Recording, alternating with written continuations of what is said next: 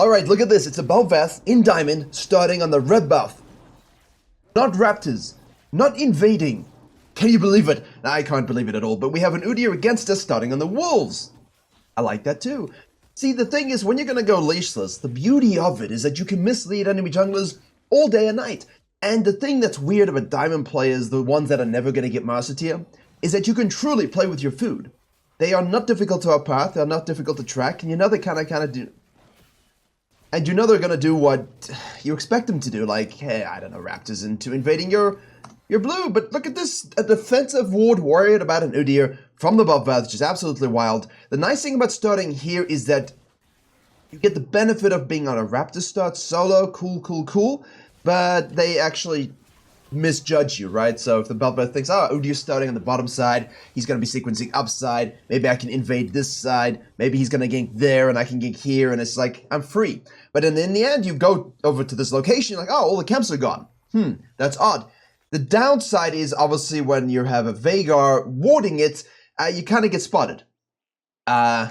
They kind of know what you're doing. So this is a really good ward by the mid laner. And, you know, I've made this Virkayu All Roles channel now, which will get into this stuff a lot. But for laners to do this, it's absolutely huge and mighty. Because now the Belveth will say, oh, look, I guess Udyr started on the top side. Now I can invade him over here. So a little less psycho than the Rengar in yesterday's Emerald video, which is good. This is a better sort of approach here. Nice vision. Gonna drag into the camp, drag herself into the bush here, avoiding any detection. Udyr doesn't even think about it, and there's Belveth saying, you absolutely must head over to virkayu.gg. I have a free jungle improvement resource, as well as a dedicated program where we have jungle video courses, jungle coaching VOD libraries, weekly free video content seen nowhere else, as well as Q&As and patch note rundowns, as well as a private jungle Discord. And if there's one thing I'm good at, it's making junglers reach their goals, as we saw with the record number of people hitting them at the end of Season 13. If you want to climb faster than anyone you know, jungle diff every game you play, click the link below or head to virkayu.gg. Hello, can I kill you today? Yes, I can.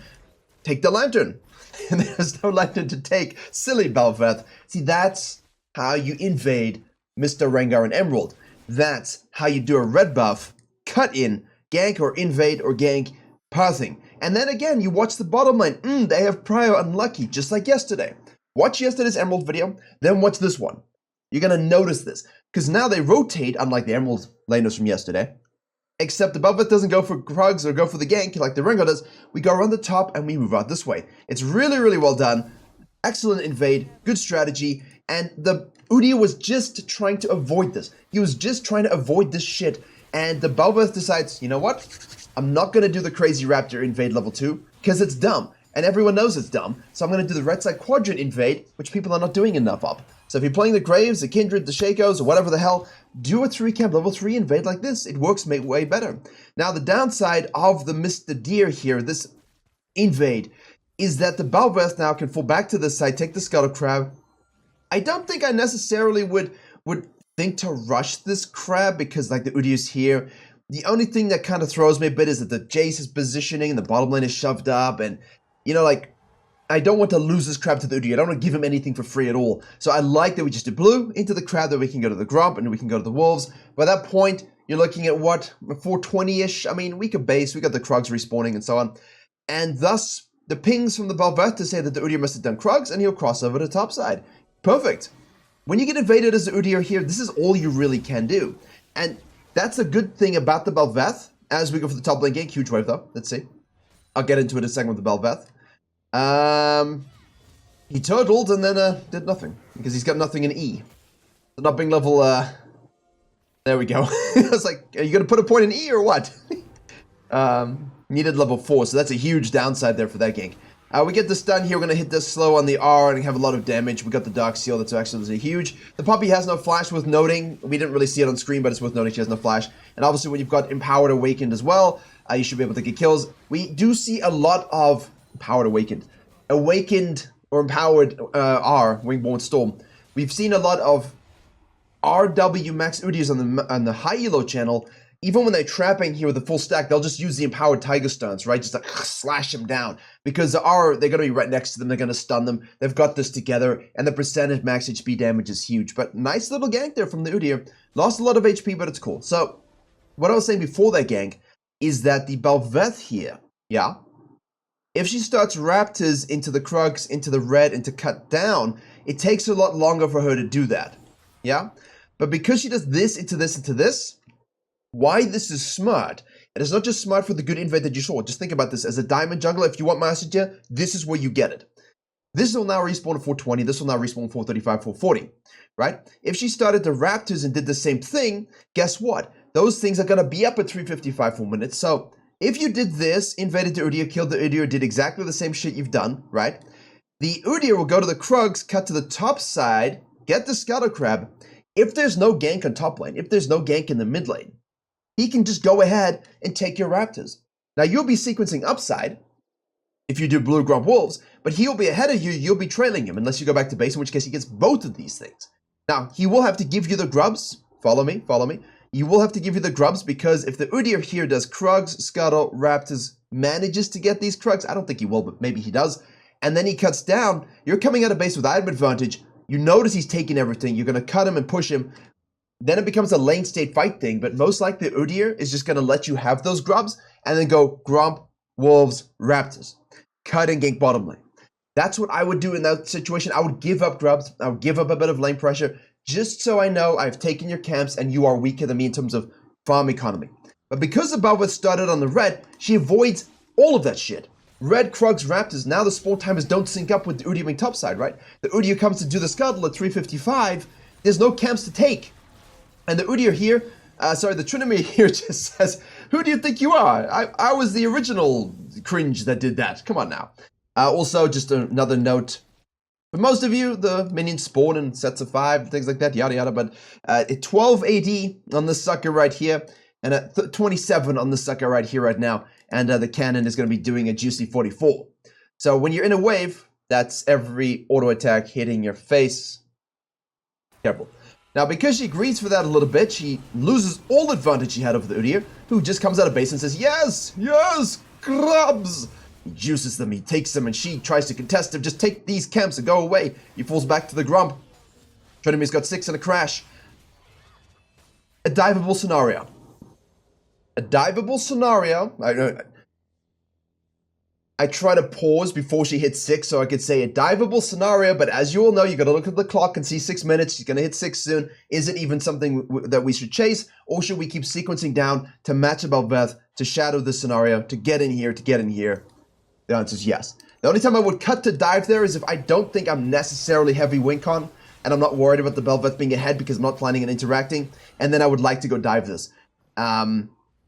And if my top lane is like a Fiora, a Jace, or something just you could really snowball, even a Mundo in low elo you can snowball, then I would do that. Now, because the Udyr at this particular stage knows the Belveth dies, knows the Belveth is going to have to sequence down again, you should know why. Is if she 12 CS invades, takes this, right? And then she shows up top lane, and she got the 32 juicy CS because she stole your red as well. Then you know that she died without taking her topside quadrant, and you know that she delayed doing the bottom side quadrant, so she's going to have to come back topside to sequence down, which means this red is spawning while she's in the middle of doing that. You got it?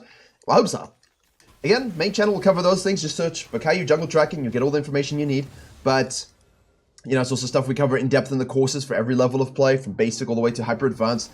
But if you want Master Tier, these are the kinds of things you got to think about. Belveth understands that this is a possibility, and because she goes ahead and does that dragon, the Udyr says, let me snack my dish, and then I'm going to look over here. And the puppy's playing super smart, really safe, chilling, checking her Ori a little bit. The Udyr's like, oh, I can't really gank anything. The Belveth circles back to the top side.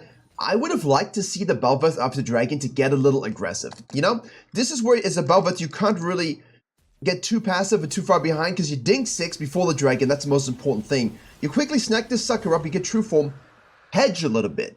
Do you think Udyr, with the timing of the map, if we're tracking perfectly as Udyr is, that he's taken a red? If yes, then his red side is going to be up. And you might not be in time for his actual red, but you can definitely get some Krugs and some Raptors, and obviously assess a dive. Again, assess, not necessarily blindly go for it, just think about it.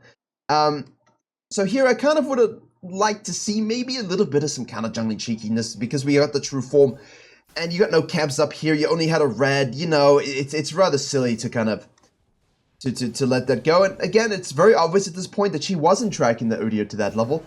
Tryndamere flashes so that he can heal and get some movement speed. Obviously, the guy has his ult up, I believe, or are we being trolled? No, he doesn't! Oh, did you see that? I highly doubt that this is tracking 13 seconds on ult. I mean, at rank 1, it's at what, 120 seconds? When I had to look at that, I know a lot of ults, but no one's going to remember the cooldown of every ult. I don't think that this was necessarily a hyper-timed ult, but like when he dies here, look at it. Look at it. Oh my god. Oh my god. 1.25 seconds. That's so sad. But Udyr says, hey, you know what? My guy pushed, my guy dies, I'm gonna go to the bottom lane. Can we do something? Did you see that again? Did you see that again? We'll go back in time. Really beautiful gank here. This is a shit. You know it's most likely warded. I don't care if it is. I don't care if I know. I don't care anything. All I care about is that this wave is pushed beautifully and I'm Udyr and I'm not going to take an angle of approach to that shit. I'm not going to walk over this thing and go close to the wall so that they can walk all the way away. I know it's probably warded, so I'm going to go straight with a nice angle of approach. I'm going to throw the football, kick the soccer ball, kick the football, whatever, wherever you're from, and make sure it arrives at its target, right? You never pass a ball in any sport where they are. You pass it where they're going to be. Unless you're bad at sports, then maybe you do that. But for jungling, same skill set. Don't stop to clear the vision. Just move. We got full awakened here. All right, you can see it. He's ready. He knows that R is coming through. He's waiting. He's waiting. Right there. CC immune. Beautiful stun. Positions perfectly. Hits the next stun onto the Jen as well. Heal gets burned as well. Love it. I love that gank. That was a great, great gank. Really good gank. Understood his kit. Understood what the Virkayu was going to do before he's going to do it. Didn't care about the ward. Perfect angle of approach. Let's rock and roll. Love it. Now, in the meantime, Belveth has killed, obviously, the Tryndamere is now 2-1-1. Udyr's gonna float up through his jungle here and do his red into Raptors. We have a bottom side Scuttle Crab. Now, Belveth decides to swap sequencing here. So in theory, she should keep sequencing down so that she can match and prevent the Udyr counter jungling, and also so she can potentially do something in the bottom lane. But she's deciding to go for the what are these? Those things. And what's gonna happen? The word has just escaped me. Grubs. There we go. Goodness gracious me. You know, it's late at night when I'm recording this. I got a baby. Just leave me alone. So what the Udyr can basically do here is, because he's got 3, he can just go counter jungling. There you go. We don't need to get 5 or 6. We don't need to compromise everything. The Belveth is obviously going all in on the Tryndamere again, who is getting shielded by the Senna. Will it be enough? Will it be enough? Yes, it is. It was enough. In the meantime, he's just going to take all of her camps. I'm okay with that trade because she's spam ganking top lane now. She's getting fed. I'm okay with all of this. So as an Udyr main, I don't think I have any issues with the overarching principles of this game.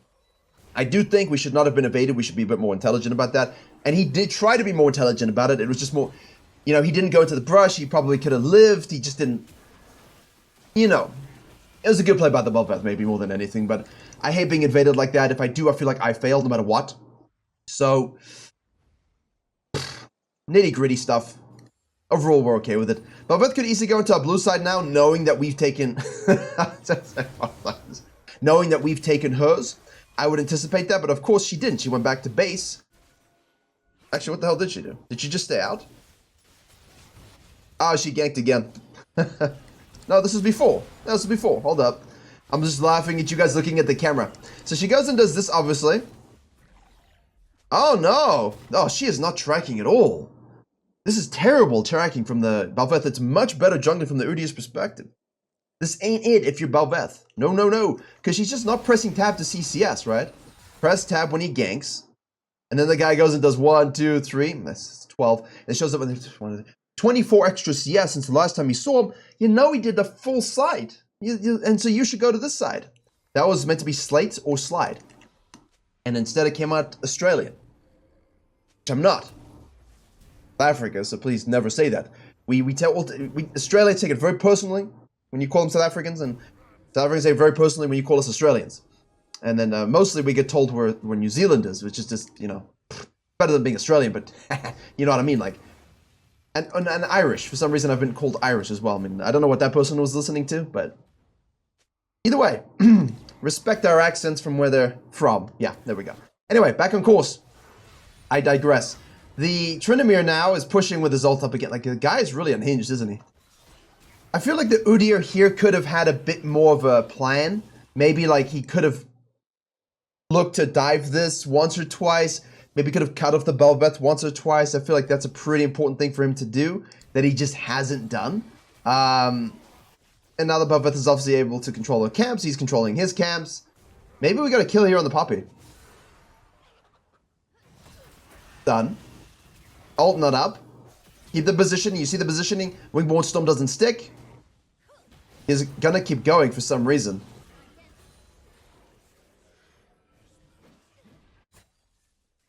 Why? Free dragon now. Hold up. Okay, so we go for the gank again. Is this a protest by the Tryndamere? He hits the chickens. He's already used to spin. He can't gap close. Why is he not going in more? Like, why does he back off? Why doesn't he just keep auto-attacking? Now, granted, that's all well and good, but from the Udyr's perspective, you're down 2 levels. I know she's out of mana. Just pull off here. This is fine. Pull off here, reset, push the wave up. Now maybe go for a dive because she's compromised. You can at least get plates.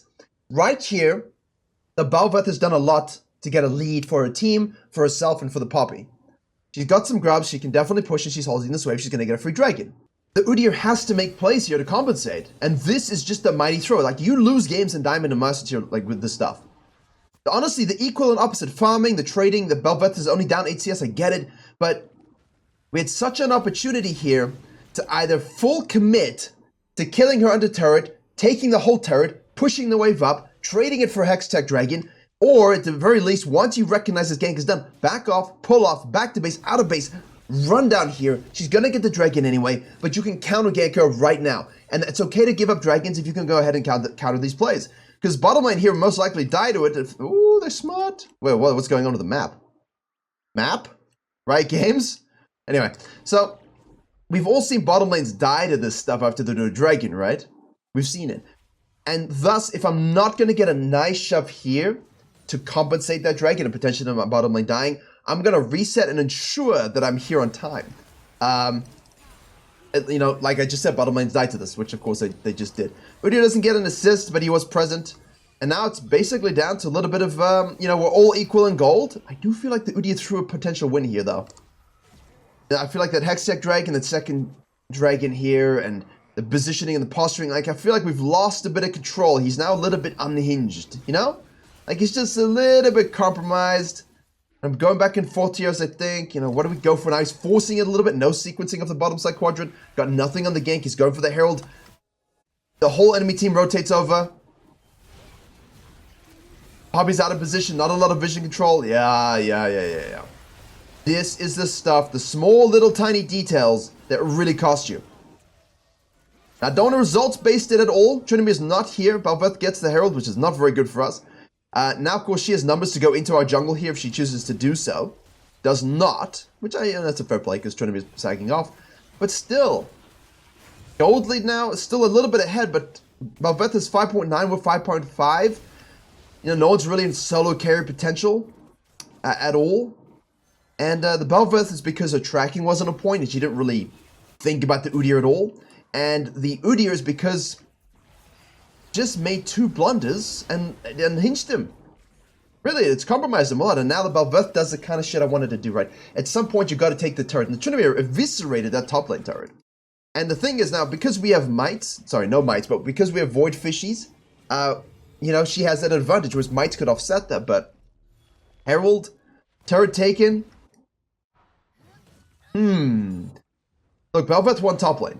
But Udyr was there a few times, and he had the opportunity to really try and offset that to a certain degree. He had the opportunity to snowball bottom lane, which he did do. Both jungles were kind of equal. But the problem is, through his mistakes here, the Belveth has gotten, the first dragon's fine. It's a free second dragon, free full grubs in exchange for camps and ganks. That's again, exchanging grubs, 3 of them, when you have 3 for ganks and camps, that's okay. But then exchanging it for another dragon and dying for another dragon and you know, contesting a Herald with no farm. If you have to give up these things, and again, sometimes you have to, that restraint is huge, make sure you're controlling your camps. Like, he goes bottom lane for this gank, and now he thinks about the Herald, just sequence all the way up, control everything. If you guys can contest, contest. Like, let him start him up. Let him start the Herald up. Don't be the guy in the pit that gets collapsed upon. I feel like those 2 things lost him a lot of tempo control, but he has the right build. The build is correct. The build is good. We like the build. Leandries into the Frozen Heart, into your Canic Rukun or Force of Nature.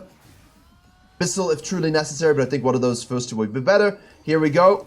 Then we're down a level now. We're down a level now. She will die there. Again, no assist for him, though. I feel like that's a bit unlucky. Twice he's been there, but got a no assist. Obviously, the damage and the slow from Wingborne Storm is absolutely mighty. Veigar is a tough cookie. So we're deciding to just kind of not overchase him, which... Close.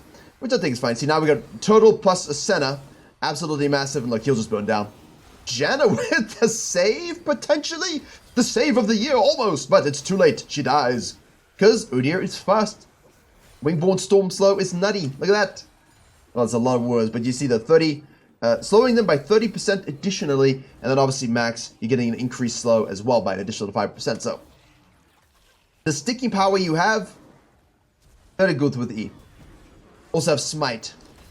A little bit of a protection here. Varus is really compromised. Belveth has shown up now. We've normalized somewhat the advantage.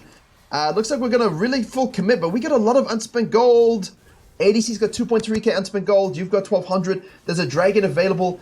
We've overchased now. We've gotten some kills. That's great, but because you can't objectively fight this with your gold deficit, you have a gold deficit because you haven't gone back to base to spend. You know, you're in a bit of a rough situation, and Veigar's TP'd. So what can you do? If you have to give up a third dragon, and again, you have to.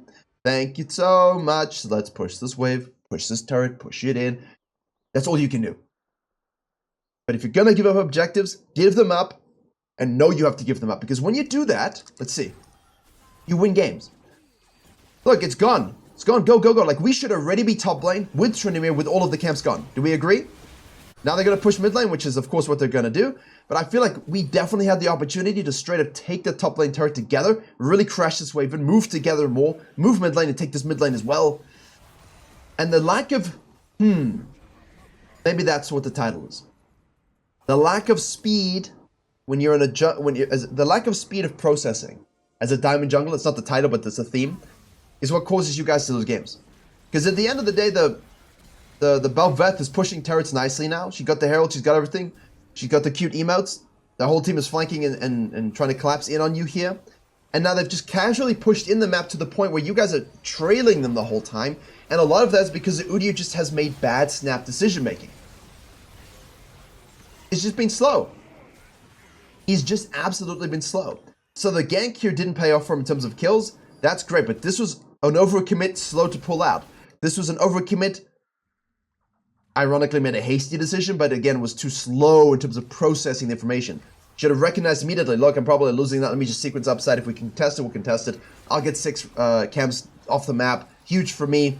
If we can fight and we win, then we can push the map. Here, you know, we overchase, we have to give him a dragon. Cool, let me just push this all the way up.